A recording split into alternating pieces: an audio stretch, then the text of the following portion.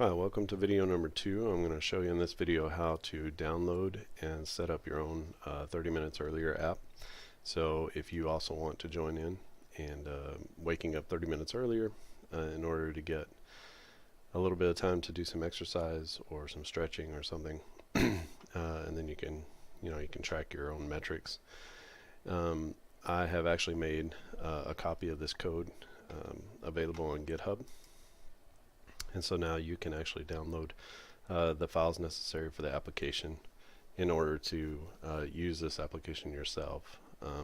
This is my own personal copy that I'm using, but you can use your own personal copy pretty easily. So I'm going to go through how to download the files, how to get them onto GitHub, and then how to set up a website on GitHub so that you can interact with the application and actually use it for yourself. The first thing we need to do is have a GitHub account. If you don't know about GitHub, you can go to github.com and you can sign up for a free account.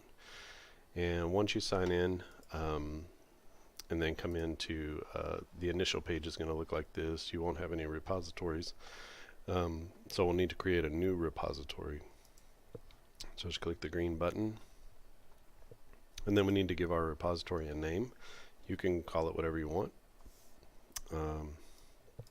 They have some funny little suggestions here.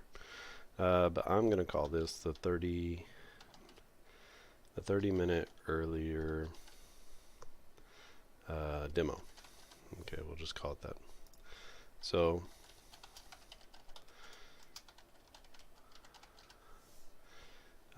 and then we want to set it to public. If you have paid for something private, then you won't get all this information. It's $7 a month to make this a private repo, so only people with permission can see it. Otherwise, it'll be public, and anyone can see it, but you get to choose who deals with the information or makes commits. I'm just going to tell you to go ahead and click this to initialize it with a README. Otherwise, the next page is going to get all wonky on you a little bit. So we'll create the repository. And a repository is just a place like a bucket to hold all of your files, really. So right now we only have the one file, and this is our README, so this is the information in that file that it's showing right now. And what we need to do is we need to get these files over into our repo. And the way that we do that is we come to this. It's github.com/my name, Brian Hafferkamp, /30 minutes earlier, and then we'll just get rid of this part. /30 minutes earlier, and these are all of our files that we have. And so we click on clone or download, and I want to download the zip file. So I'm going to download that zip file now. And then I'm going to go on Windows. You can go show in the folder. And then I'm just going to extract it. So whatever program you use to extract zip files or unzip files, just do that. And so that's what I'm doing here. And it should show me my files here. So these are the actual files. You can see the files over here, and then these are the same exact files. So you're just downloading them from this repo, and then you're putting them onto your own computer. So we need to upload our files here onto our new repo that we just made. So this would be your username, whatever that is, and then / whatever the repo name is, or the repository name. So we're going to upload files here. And then I want to use the drag and drop functionality, because what happens if you try to choose your files is it's a lot more difficult to get the folder structure, and the folder structure is really important for the way that we built the website. So we're going to focus on bringing over the CSS folder, the JS folder. So CSS is for the way the app looks. JavaScript is for the way that it behaves, and then the index files like the bones. So this is the actual data in the file, the things that are going to be made pretty or move around. And so this is our home page, the index.html. So we just grab those. We don't need the other things, and we could just pull them straight over into this space here, and then you can see that it's trying to upload those files, and it keeps our folder structure, which is exactly what we want. Now we need to, you don't have to do this, but it's good to put some sort of a title or comment to every time that you make changes. So we're going to call this the initial upload, and then we're going to click the green button. The green button is commit the changes that we made, and that means to essentially save them to GitHub. So now we are in our demo. So this was the original, and then now we're in our demo, and we see our website here. Now we need to make some changes to our website. So right now this is the full website. This is all that we really need in order to run our website, but we need to make some changes so that it is personalized to us, to you. So when you click on the index.html, if you click on this button here, then you can actually edit this file in the browser, which is what we want to do. So there are a couple things to point out. One is on line 6. This is the title, and it's the title of the website. So when you hover over a tab, or sometimes if you save a web page, you'll see the title. But this is actually the title of the website, and you can see here that the title up here is 30 minutes earlier, but here it's 30 minutes earlier, and then it has this little parentheses. So we're just going to get rid of that. And once you've clicked the little edit button, you can actually edit this file right on the page. And then the next thing that we need to know about is in line 24. So this is where we're using Mavo in order to save and retrieve our data. Now we want to use our GitHub repo, and that's the one that you've created. So this is your username here, and you can see it's github.com/myname, and you're going to just add in your username right here. Do not leave this like this, otherwise it won't save anything. If you try to save, it'll give you an error. So for the sake of showing you, I'm going to put my own name. Please don't use my name, use your own username here, and you're just going to put that right there, github.com/your username. And when you look on here, I'm an American, so I'm using miles and pounds to keep track of the distance. This is the workout distance, and this is my weight, as I'm tracking my weight each time that I work out. It's after each time that I work out. If you want to make those changes, then you come in here, you can see where it says the day list, and down here it says the workout distance, and the workout distance, this part is the part that's going to be changing so that you can edit on the screen, but this part doesn't change. So I'll be able to edit this part, but not this part. So if you want to change that to let's say kilometers, and you want to change pounds to kilograms, that's fine.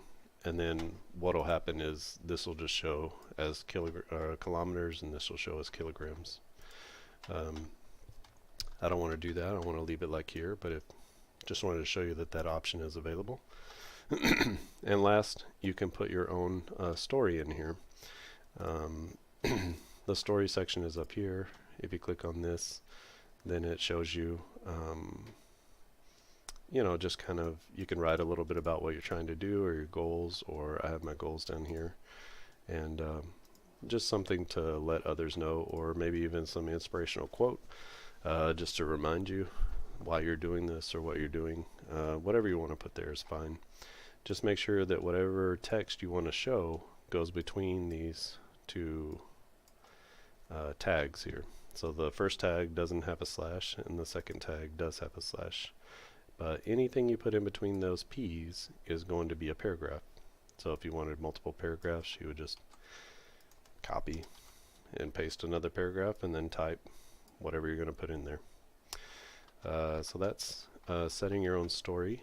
And then as far as we're concerned, those are the changes that we're going to make. Mostly wanted to focus here on the title. If you wanted to call it something else. You can call it whatever you want. That's the part that's going to show up here. So we're just going to call this initial setup. And then we're just going to commit our changes. And now when we go back, you can't see necessarily that anything has changed, although if you go back into your index.html, you can see that our changes have been made. Okay, so now the last part is that we want to get a URL so that we can interact with our app and we can get online and we can use this thing for our own purposes. So for me, I've uploaded this to my own personal hosting so that I can use it on the web. But GitHub actually they provide a way for you to host a website where the files are on GitHub. And there are a couple different ways to do this, but I'm just going to show you one that makes it super easy and allows you to make changes to the website if you want to. That would be something for the future. You'd need to learn a little bit more about GitHub for that, but it'll actually set you up if you want to learn how to do that. So right now we have only one branch, so we only have our master files. So you can think of a branch like this is the main part, but like a branch off of that would be sort of an aside or something. You can think of it like this up here, this fork, right? So there's a fork in the road. The main road goes to the left, a secondary road goes to the right, and the secondary road is your new fork. And maybe at some point you merge those two things together and you bring them back together into one main branch. But when you make changes, you can make changes without destroying your initial code. That's the whole point of GitHub. So when we look in our settings, we have the ability to do what's called GitHub Pages, which allows you to host a website using your files on GitHub. It's currently disabled. It says none. And we have a couple of different options here. We can serve that website from the master branch, which we have, or from a /docs folder inside the master branch, which we have not created. And there's a third way, and that's by using a new branch. So when we go back to our root of our repository, we can click here on our branches, and we only have the master, but we can actually create a new branch, and we're going to call it gh-pages. And then you can click right here, or you can click enter, and it will create a new branch. And that branch it copies all of our master files and allows us to have two branches now. You see that? So we have our master files, and it's got all of our files there. And then we also have our gh-pages branch. Now this branch is the one where we're going to be serving the website from. So any changes that we make should be made here on the master branch, and then you also have to change them on the gh-pages, which there's some more convenient ways to do that through pull requests. I'm not going to show you that here, but you can learn more about GitHub and how to do that. So we're just trying to get this app online as quickly as we can. Now when we go back to our settings, because we've created the pages branch, now our source is automatically that branch. So we're using this to serve our website, and you don't have to do anything. It automatically does it. It automatically creates this URL that you can then open and see your website magically. So this is your URL that you would use in order to gain access to your website. Now because I put my username in here, remember I put the username in the index.html. It's actually pulling my particular information. You'll want to put your username, and then you'll be able to come in and make changes to your application, which we'll cover how to make changes on the front end side in the last video of this series. Hopefully this was clear to you about how to get these files off of this repository and then put them onto your own repository. So it's a little bit weird because it's my repository and it's got my name on it just like this one does, but yours will be your name / whatever you've called the repo, and then it should have the files in there as well. If you have any questions, please put them in the comments section below, and I will try to get to them as quickly as I can. I've tried not to go too deep into GitHub, but if you want to learn more and you're good at learning on video, you can just type it in to a YouTube search and be able to find lots of beginner GitHub sort of videos to help you if you get stuck somewhere. Like I said, in the next video I'll show you how to take our application from the front end and be able to log in and then make changes and add new days and change your information as you go along. Alright, thanks for watching, and I'll see you again next time.